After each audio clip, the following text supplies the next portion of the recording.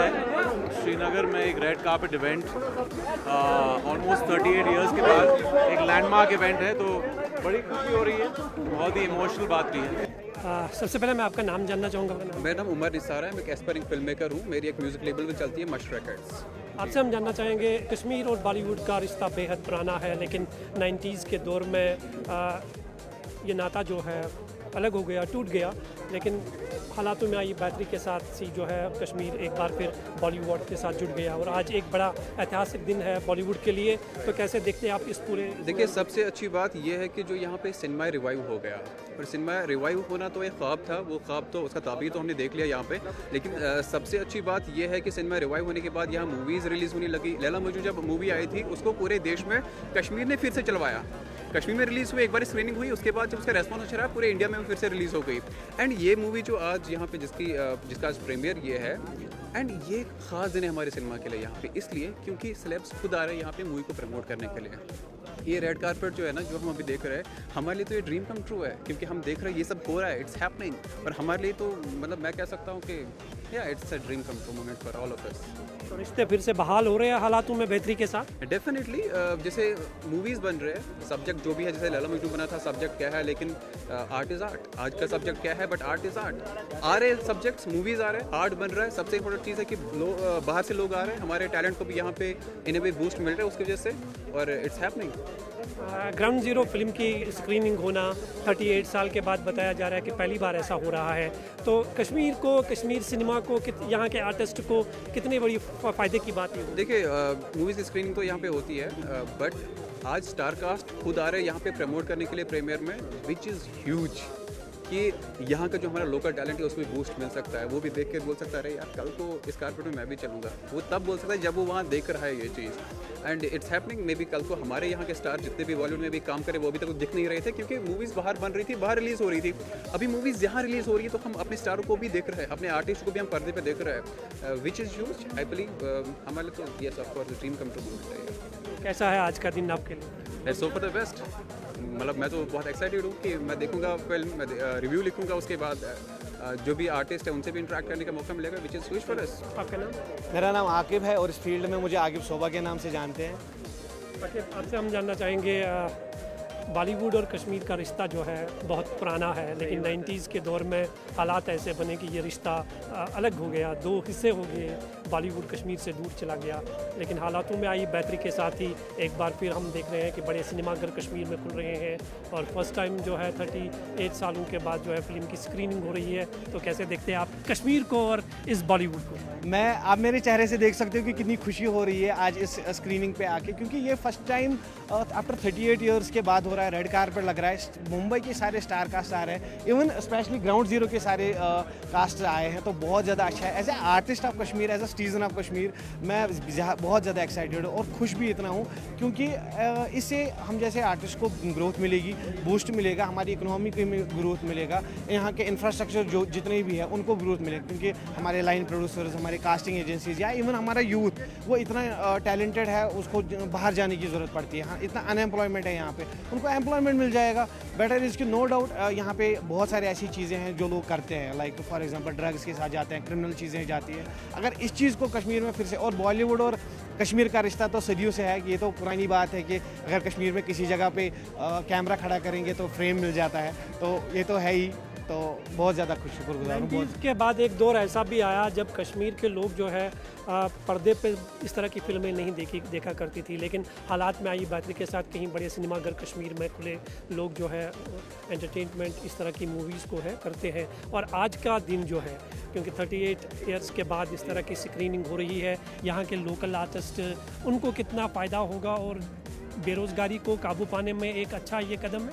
देखिए, इनिशिएटिव तो लिया है और दर साहब ने, मैंने कहा हमेशा शुक्रगुजार करता हूँ, क्योंकि रही बात हमारे अनएम्प्लॉयमेंट की, मैंने पहले भी बोला कि अगर एम्प्लॉयमेंट पे हम ज़्यादा ध्यान देंगे तो हमारे पास गवर्नमेंट के पास उतना इंफ्रास्ट्रक्चर है ही नहीं अभी कि हम गवर्नमेंट एम्प्लॉय लेंगे। और ये अगर हमारे पास यही फील्ड आ रहा है, और रही बात जो आपने कहा कि कुछ टाइम हो गया था जहाँ पर हम ये फिल्में या मूवीज़ नहीं देख पाते थे सिनेमा में, उसी चीज़ को दर साहब ने ध्यान में रख के लिए कि ये इनिशिएटिव लिया, तब जाके हम जैसे लोग या हम जैसे सिनेमा सीखने वाले या सिनेमा देखने वाले, क्योंकि हमारे पास इंफ्रास्ट्रक्चर वैसा नहीं है। अब अल्हम्दुलिल्लाह ऐसी ऐसी चीज़ें हो रही है कश्मीर में, वापस से हो रही है, बॉलीवुड और कश्मीर का रिश्ता वापस जुड़ रहा है, तो उसके लिए बहुत ज़्यादा शुक्रगुजार है। एंड ये एक पॉजिटिव मैसेज भी है, सब यूथ को मैं बोलना चाहता हूँ, बहुत अच्छा लग रहा है। प्लीज़ आप अपना टैलेंट दिखाइए, हमारे पास ज़मीन बहुत है, बस आपकी उड़ान भरने की देरी है।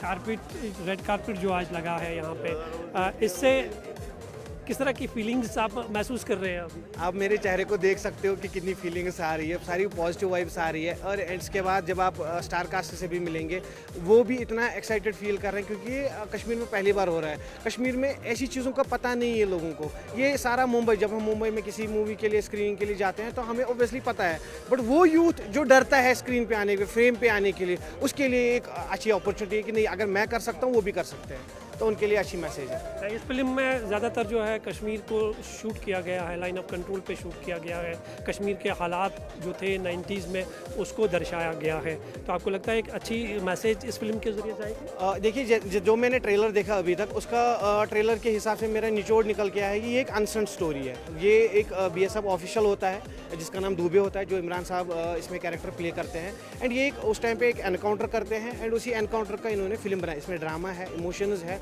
थ्रिलर है, तो वो आप देख लोगे तो पता चल जाएगा। आपको पसंद आया ट्रेलर बहुत बढ़िया पसंद आया, इवन मैंने रील भी बनाई है। कश्मीर और बॉलीवुड का रिश्ता बेहद पुराना है, लेकिन 1990 के दशक में कश्मीर में जैसे ही मिलिटेंसी का दौर शुरू हुआ, बॉलीवुड कश्मीर से दूर चला गया। लेकिन आज 4 दशकों के बाद ग्राउंड ज़ीरो फिल्म की स्पेशल स्क्रीनिंग श्रीनगर में हो रही है। हम इस वक्त श्रीनगर के एक एलोन सिनेमा में मौजूद है, जहां पर ये स्पेशल स्क्रीनिंग हो रही है।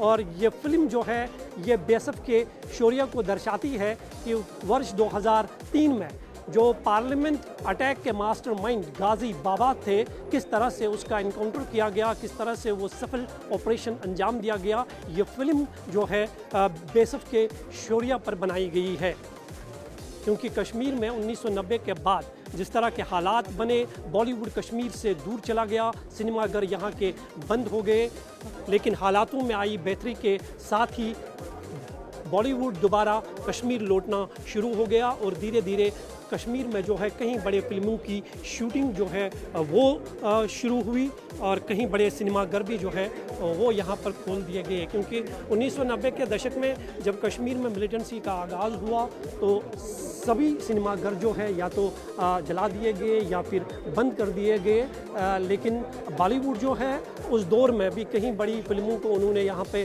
शूट किया, लेकिन अक्सर बॉलीवुड जो है वो कश्मीर से दूर रहा। लेकिन आर्टिकल 370 हटाए जाने के बाद कश्मीर के हालातों में आई बेहतरी के साथ ही न सिर्फ बॉलीवुड की दोबारा वापसी हुई, बल्कि कहीं सिनेमाघर भी खोल दिए गए।